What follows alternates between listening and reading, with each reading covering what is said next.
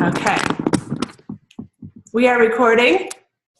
Hi, everybody. This is Cheryl, co-admin in the garden, and I'm thrilled to be here today with Langston Kahn. Hi, Langston. Hi, Cheryl. I wanted to just quickly introduce you. Langston is a shamanic practitioner, everybody, out of New York. And in the spirit of this week's theme of spring cleaning, he's going to be helping us wrap up our week, joining us to discuss his specialties, one of them being emotional clearing, which has been big for us this week. Langston stands firmly at the crossroads of emotional clearing and radical transformation. His practice is informed by the Western modality of inner relationship focusing, initiations into traditions of African, and I want to make sure I don't butcher this, diaspora. Is that right, Langston? Mm-hmm. Yep. Okay, great. The contemporary shamanic tradition of the Last Mask Center and the guidance of his helping spirits and ancestors weaving it all together. Oh, that's so full. I have so many questions I'd love to ask you and pick your brain on all that. But for the sake of time, I want to kind of dive into emotional clearing right away. So Langston, could you tell us a little bit about yourself and share what guided you to begin and start doing this work? Absolutely. So for emotional clearing specifically, I spent a lot of my life being someone who is extremely empathic, for lack of a better word, and also with not the best boundaries. So I would have experiences where I would be really feeling another person's emotions more than my own even, and before they even had a chance to sort of, that normal thing that humans do where we come up against each other, we both have our boundaries, they like clash a little bit, and then we figure out how we want to be in the room together. Instead, I would just sort of shift how I was in the space without even giving them a chance to assert themselves. I would already become this version of me that was most comfortable to that other person. And so that was causing a lot of problems in my life. And then also, I would have this deep gap within myself that I was feeling between the emotions that I was sensing rising up in me in each moment and my ability to sort of feel and express them physically in the present moment. Like I'd mostly feel them very intensely afterwards, but often in the moment I'd be a little more shut down in a sense. Not that I was numbed out because I was feeling them, but it was very, that body emotion connection was very hard for me. So I then found inner relationship focusing, which actually, luckily for me, my mother was practicing. And so I studied with her for a number of years and went through their whole sort of training program. And then after that really opened me up to being able to connect with the felt sense in my body of my emotions as I was feeling them in the present moment, and really gaining the ability to give voice to what I was feeling and not be so quick to just shift myself and my boundaries to match other people. And then I began on a shamanic path as well, particularly with the Last Mask Center for Shamanic Studies. And they also have an emotional clearing technique developed by Christina Pratt, which heavily informs the work that I do. And so I sort of combine what I learned from focusing with the shamanic tools I was gaining. And what that gave me that the focusing wasn't giving me is tools to really get to the root of what was causing the upset in the moment, whether it be wounded child patterns, old belief systems, past lives, kind of just energies that needed to leave my body within me. But really those tools for discernment and tracking skillfully in my body whatever energies were present. Wow. So you've taken your own healing and kind of used that foundational groundwork for not only overcoming your own blocks, but kind of paying it forward and laying the foundations and frameworks for people out in the world to follow. Yeah, and I think that's really what any healer is when an integrity is trying to do, in a sense. I don't mean that like in a judgmental way, but in the sense that we can only really lead where we have followed. Mm-hmm. So I think it's really important that as healers that we're teaching and guiding people in the tools that have helped us to pursue our own healing. Right. So agree with that. Yeah. So on your site, you describe your process as a somatic body-based healing modality, if I recall correctly. And I wanted to just kind of start too by breaking this down a little. I would love to know what your definition of somatic is, because I've seen this kind of used different ways. I don't know if you have as well, but, and also I was wondering like where and how in the body does this kind of, your processes take place? Is it subtle body? Is it physical body? So can you kind of dive into that and break that apart for us? Absolutely. So maybe I'll start with the second question you asked, actually. So, My questions are full. Yeah, no, I love it. So when I say body-based, I'm not talking about telling you to move your body in some way or telling you like to hold a certain place in your body, like certain techniques like EFT. What I'm talking about is giving you tools to help you to tap into the wisdom of your body that it's expressing to you and to interpret, excuse me, the symbolic language of your body. So what that might look like is I might help a client to isolate a trigger that's popped up in their life. Like when that person said that thing to me, I was just so upset. I just really amped up out of nowhere. And so then I might guide them in sensing into, okay, so in that moment that person said that thing, what did it feel like they were doing to you? Or where did you feel that most intensely in your body in that moment? Sort of bringing in that bodily awareness, which for some people takes time and a few more tools I have to teach as well, just to be able to get them to that place where they can be sensing into their body and not just disassociating in the moment, like I often was before I learned these tools. And so, for example, let's say the person said, just felt like I was like stabbed in the back in that instant. I almost can still feel like the knife's still there. Like it was just this like moment. And then I might guide them in sensing into that feeling of being stabbed in the back and taking that sense back to the felt sense in their body that's communicating to them, and sensing if that's the best word to describe what they're feeling in that moment. There's even a better word. Like once they hear me say back to them, stabbed in the back, and sense in their body how that feels. Is that right? Or is there even a better, more precise term I could use for that feeling I have in my back around this thing that this person did to me? And so that's just a very basic level of the work that I'm doing, but that's one way the body is getting involved, that it's not about intellectualizing or analyzing or, just telling the story of what happened. It's about sensing into how the body is holding what happened within it, and then using that felt sense to track back to the earliest time that you had an experience that was similar to this one that caused you to be triggered in the first place. That makes so much sense.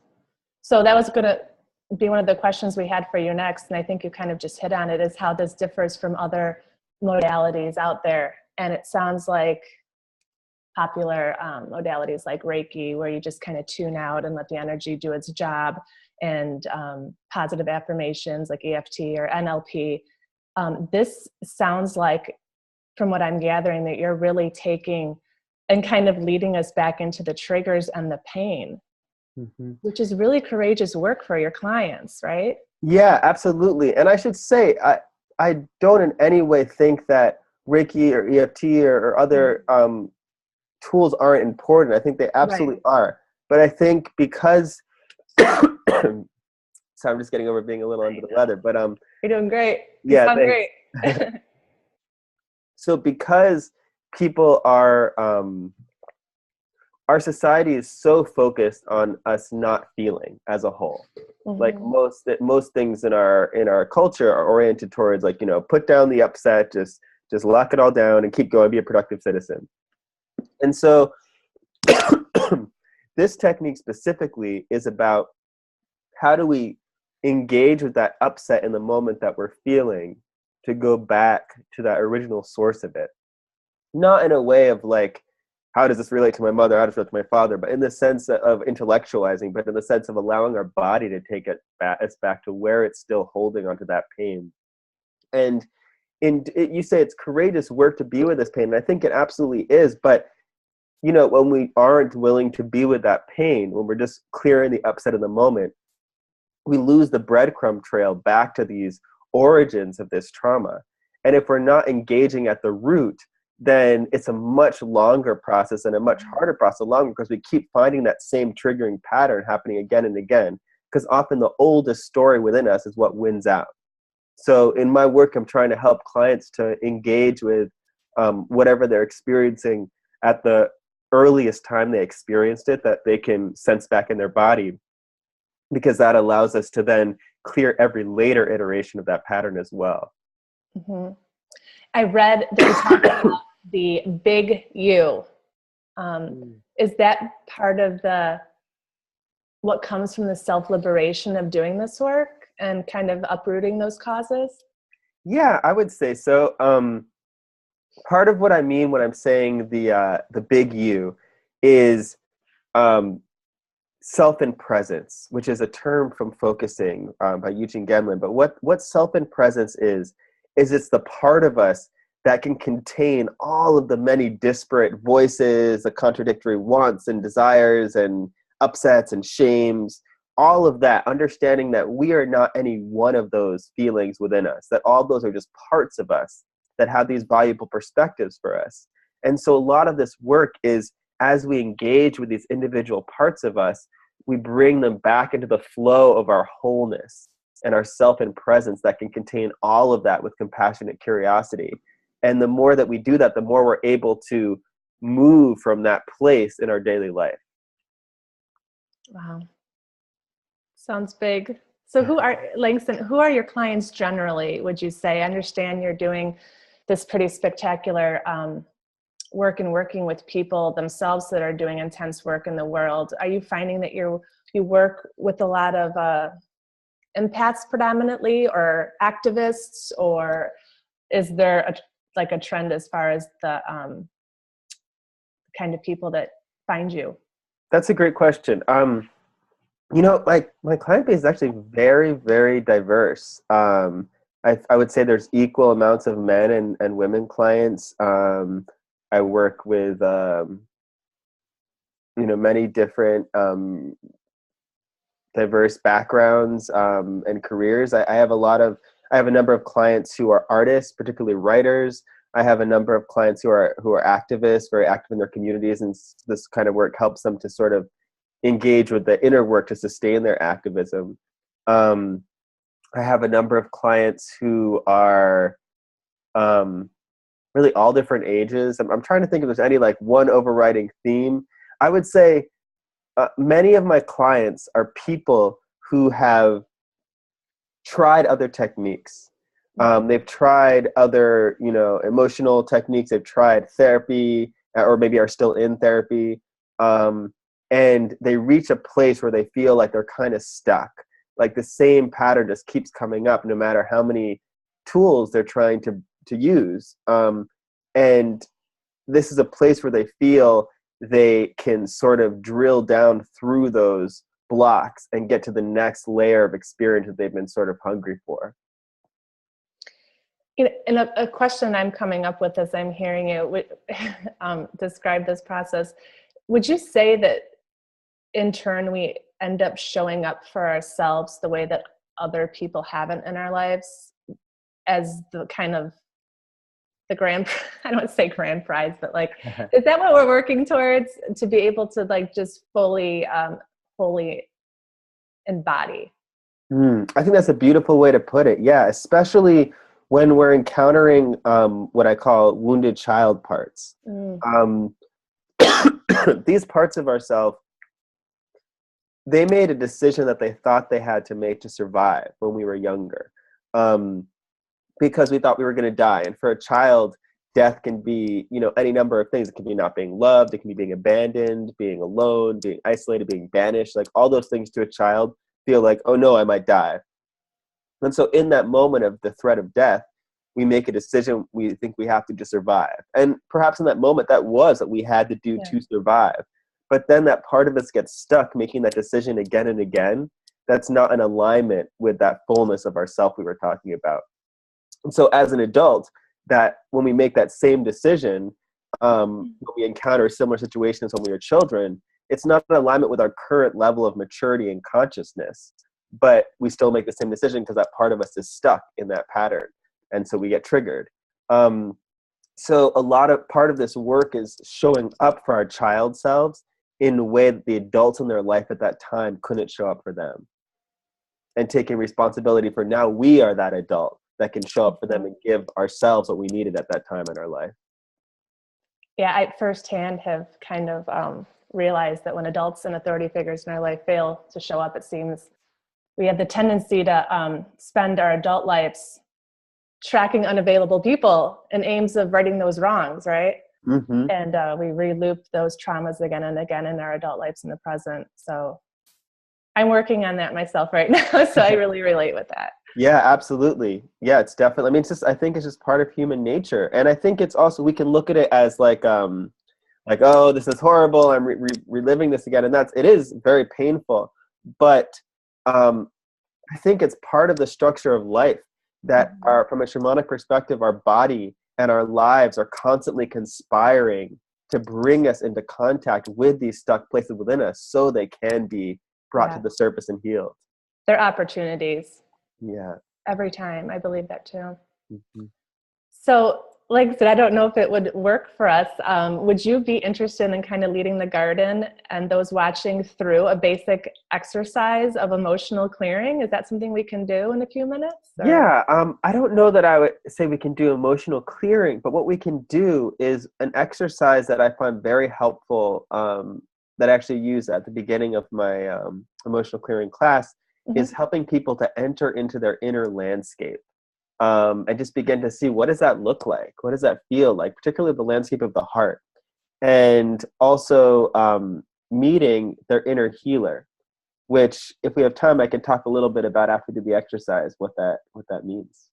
Yeah, we're about 20 minutes in. We wanted to keep it between 20 and 30. So not to put a time limit or rush you at all, but I'm sure everyone would be very interested to kind of explore that. Yeah, let's do it. Okay, cool. Okay.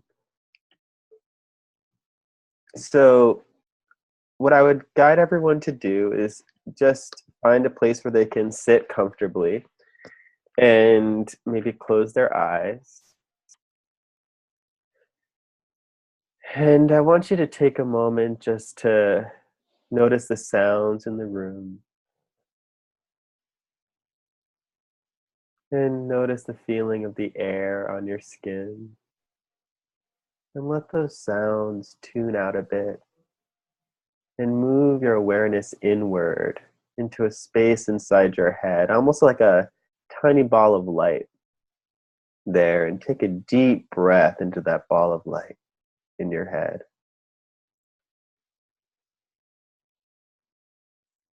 And then taking a deep breath down into your throat.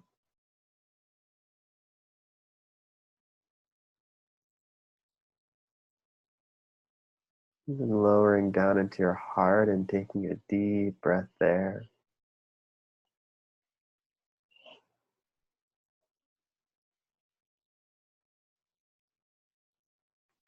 And down into your solar plexus and taking a deep breath there.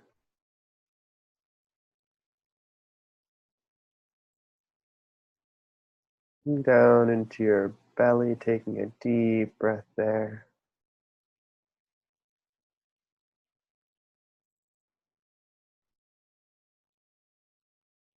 And down into the bowl of your pelvis, taking a deep breath there.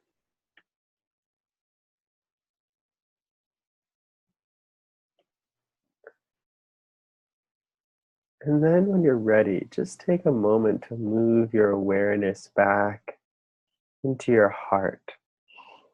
And see if you can make a little version of yourself and enter into that space in your heart. And don't be afraid to use your imaginal muscles and really see that space in your heart as a landscape. And use all your senses to explore that landscape. You might be receiving physical sensations there. You might notice emotional qualities. You might see images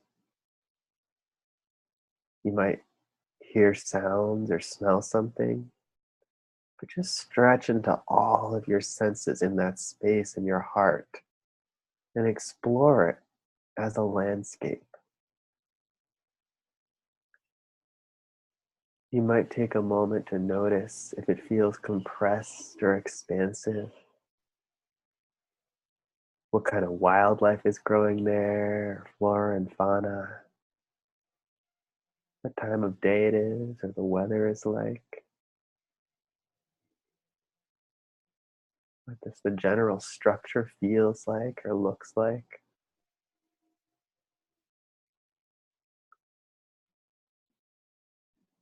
Just take a moment to explore on your own, just describing as much as you can and avoiding labeling as much as possible, just as if you had an object in your hands that you were turning around and describing as best you could without knowing what it is. Try to bring that same curiosity to your heart.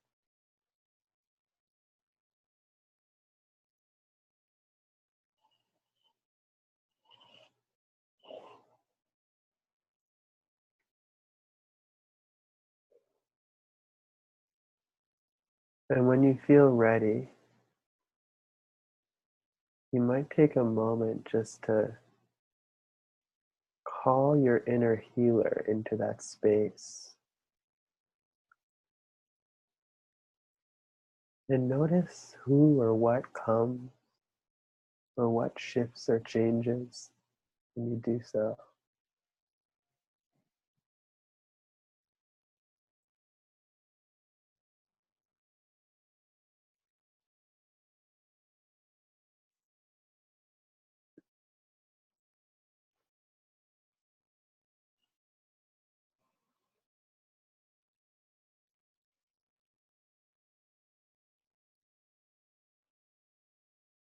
And see what you can describe about that inner healer.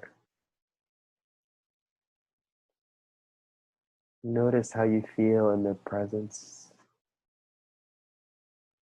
Notice if there's any defining qualities you can describe about them.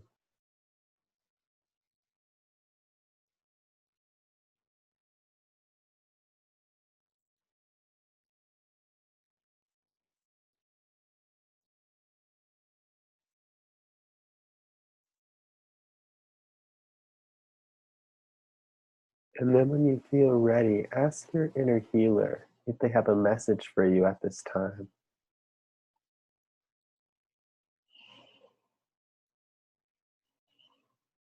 Again, you might receive that message as an intuitive knowing, as words, simply a gesture or an action. Just try to receive and be open to whatever comes.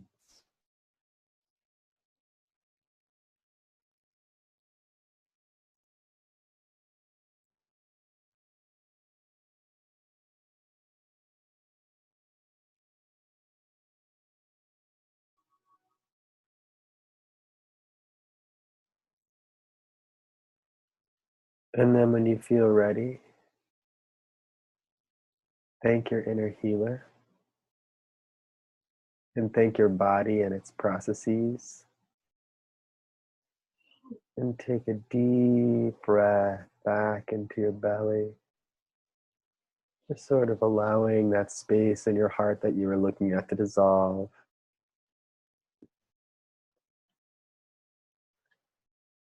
And then take a deep breath into your solar plexus.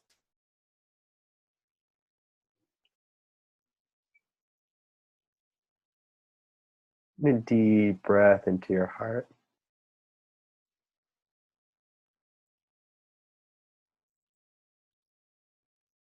And a deep breath into your head.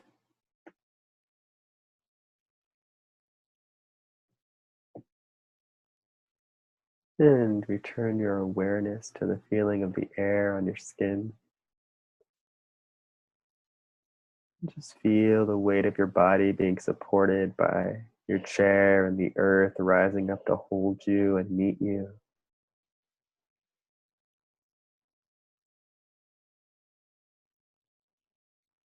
And when you're ready, And open your eyes.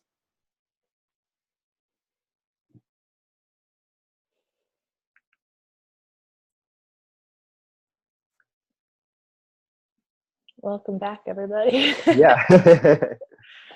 Oh, gosh, I feel it's always when you come back,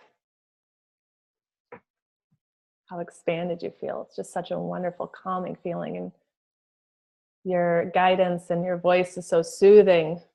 You're very good at that. Thank you. Yeah. Yeah. Go ahead. Were you going to say something? Well, I was just going to say a little bit about the inner healer, that this is an illustration of our personal relationship with the big cosmic archetypal energy of healing. And so our inner healer shows us where our kind of edge in our healing process and our relationship with the energy of healing currently is right now.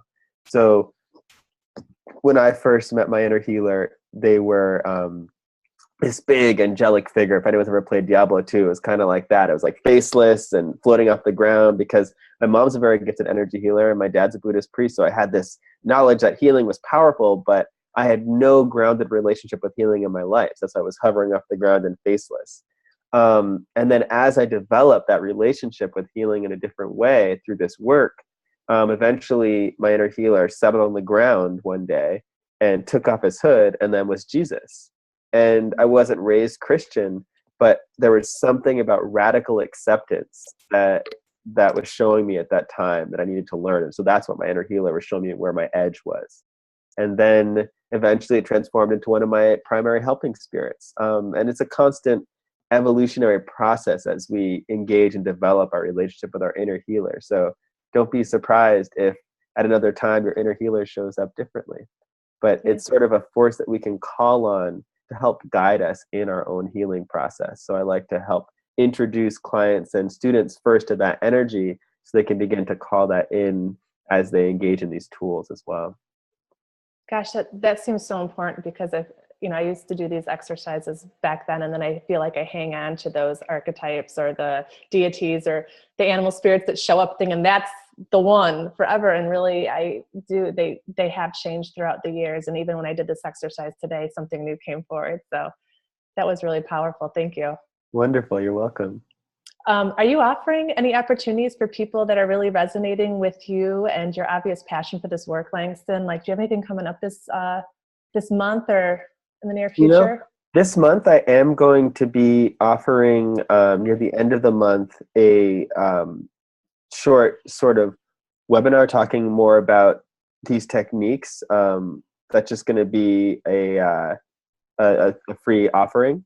And then I'm also offering my online emotional clearing class, which is a 5-week class where we delve really deep into these tools and you learn how to use them on your own and with partners. And that's going to be offered in October. And I generally limit them to 12 people, so they do sell out, because I like it to be sort of a very intimate class. And it's not just a video class, it's a live class where we're all working together, meeting each weekend, and then we're also partnering outside of class once a week to practice the tools. And there's also a Facebook group where you can connect and share tools, and you can find clearing partners after the class is over so you can keep practicing the techniques. So would that be for New York residents? That's online, so for anyone. Oh, so it's virtual. Yep, it's virtual, yeah. Okay, I wasn't clear on that. That's and then for anyone in New York, I actually am offering a class coming up both April 16th and April 30th, which is a sort of in-person workshop version of the same class I was talking about online, which has 2 spots left in it.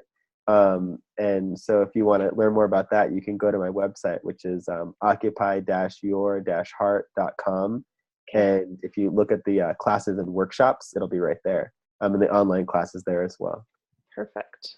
I will add this information to our video post to make sure this is all very accessible for everybody too. Thank you. Thank you. This was awesome, Langston.